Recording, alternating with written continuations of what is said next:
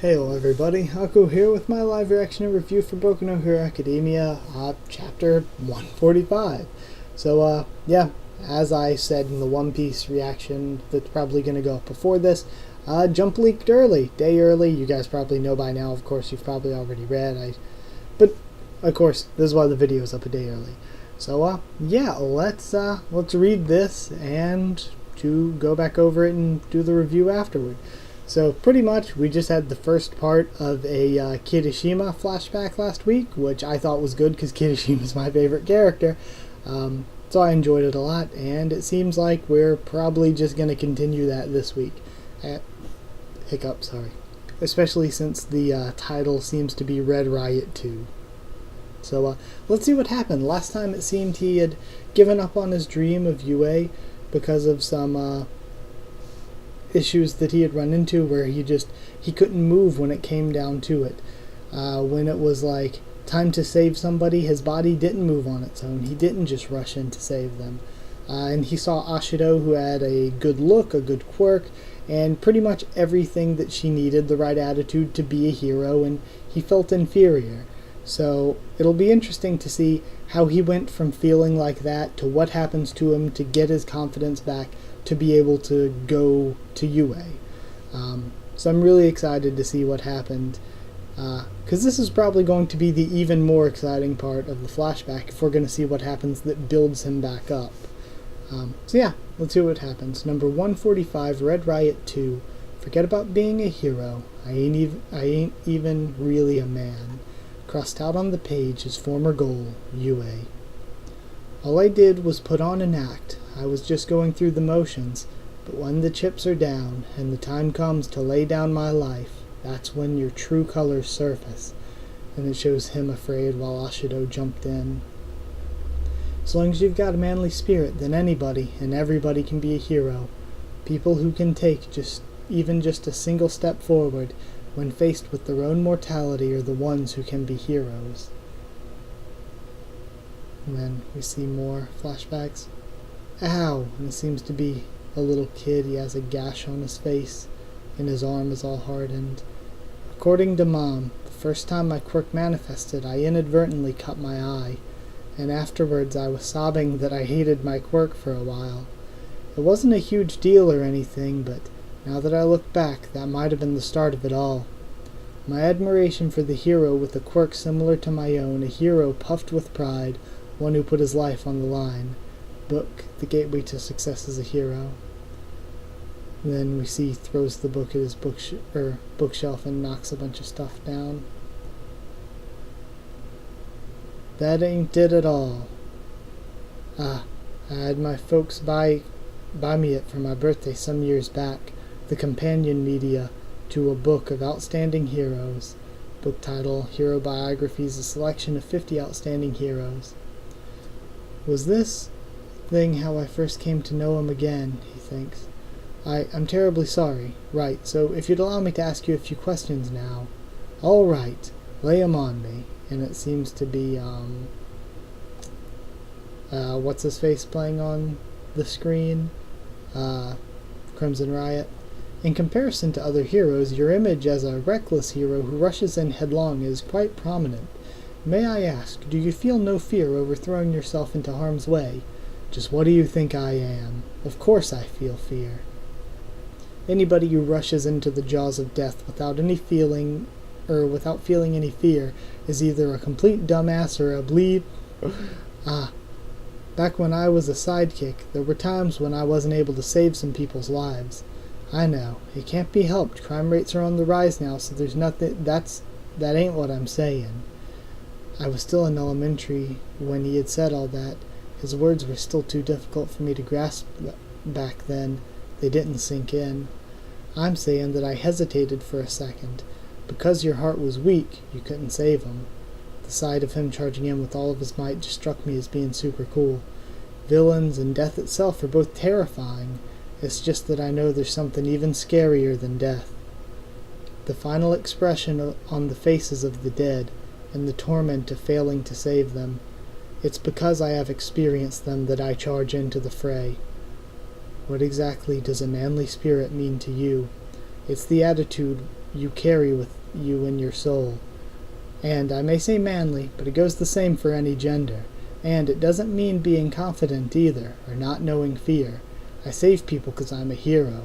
Once you've made that decision in your heart, then you stake your life on it. A manly heart to me is a life led without regret. And Kirishima starts crying. Academic Track Aspiration Report, Choice 1, UA Academy. Whoa, like, for real, eh? Dude. I won't repeat the same mistake. I'm sorry, he said. Back then, I saw you two were in trouble, but I was too scared to act. And he goes to the girls in his class. Who are you again? You're in class 1, if I recall. It's totally fine. Normally anybody'd be afraid. Mina's just amazing, that's all. And then Mina looks over. And we see all of his training and Mina taking the exams. Then him taking the exams. Nedzu saying that he was in. Whoa, what'd you do to your head? And we see Ashido seeing him at UA. This your debut for high school? You've got horns now. We're horn buddies now. Damn straight. Don't touch him though, you'll mess him up. I'll never regret my inaction ever again. I'm gonna be a hero who can protect people. I'm saying sayonara to my pathetic old self. Mina's face. What is this? His face. Kirishima, you're really beating yourself over that whole thing, huh? That bad? He says. Don't overload yourself with pressure. Ow, wait, this doesn't hurt, but why the hell? She starts hitting him. How are you gonna say sayonara when you're still pulling that gloomy face? When you've actually overcome yourself deep down, come and tell me, Kay? I'll go spread rumors of the Mr. High School debut all over the place. I'm looking forward to it. My bad, he says, smiling. Even now, there hasn't exactly been a shortage of frightening thoughts running through my mind, but the number one thing I was always afraid of, surpassing any of those other fears, is reverting back into what I was like back then. I never want to feel that regret ever again. I'm gonna be a hero who can protect people. Now we see Fat Gum going in.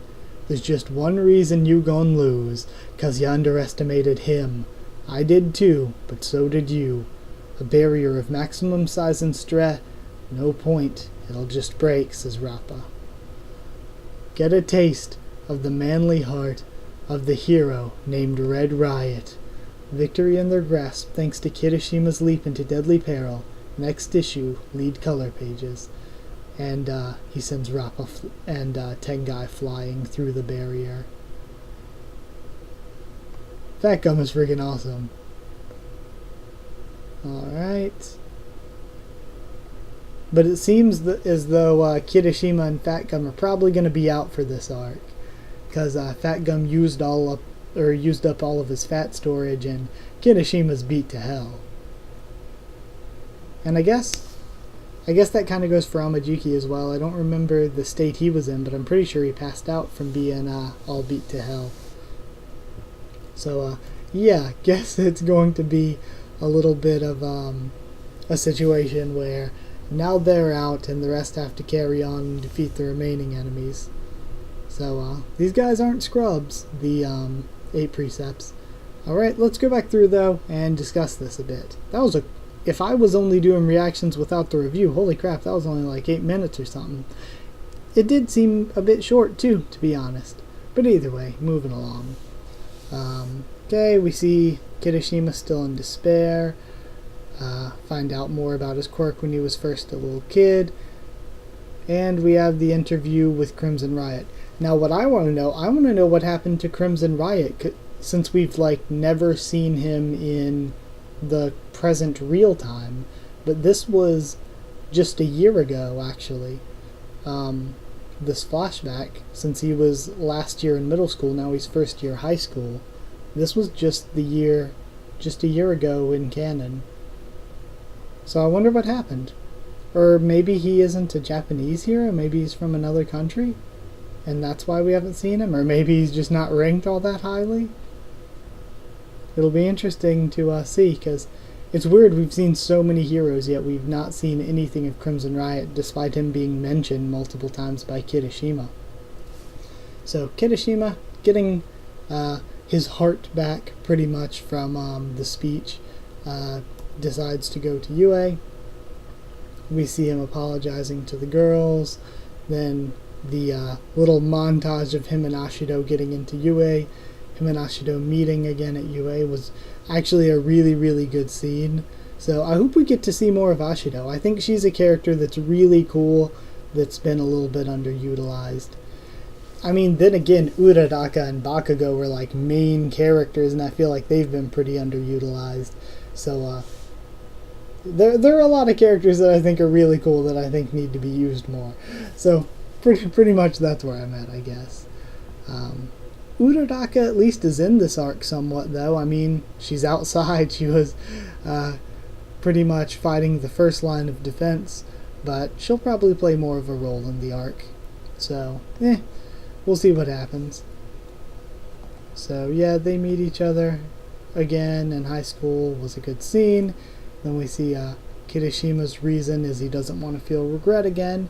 And the final blow by Fat Gum to take out Tengai and Rappa was really awesome. I like that final panel there. So yeah, that's where we're left. Really, not a ton happened this week. But either way, we're through this, and we'll be moving on, I guess, next week to see what Izuku and Night Eye's group is doing again. Since we kind of did this thing where we left Amajiki behind, saw what he did, left Fat Gum and Kirishima behind, see what they did, and now we're going to carry on, I guess, until the next set of fights. I don't know how many more sets of fights there will be, or if we're just going to move on straight into the climax of this arc. I don't think they're going to stop Chisaki this arc, though. I feel like since they made the deal about them being the sacrificial soldiers so that he could escape, and they're not even like his big main guys, I think there's a chance that this arc, Chisaki may escape so that he can carry on and be a villain in the next arc, or maybe the arc after that. Sort of like the way that the Lodge arc ended with the villains escaping, just so the villains could be enemies again in the little One For All arc they had. So I think that could be an issue, is that the Eightfold Cleansers escape here so that they can be wiped out in a later arc. I don't think they're going to last super long, though. I think they will get taken down, because they're not like the Villain Alliance. They're not like a long-term series boss. They're probably just going to be an arc or two. So yeah, that was my thoughts on all of that. And either way, I guess, like if you did like the video, and comment down there to tell me what you thought of this chapter and what you thought of my thoughts on it and all that. Subscribe for more Boku no Hero Academia, both anime and manga, and much more.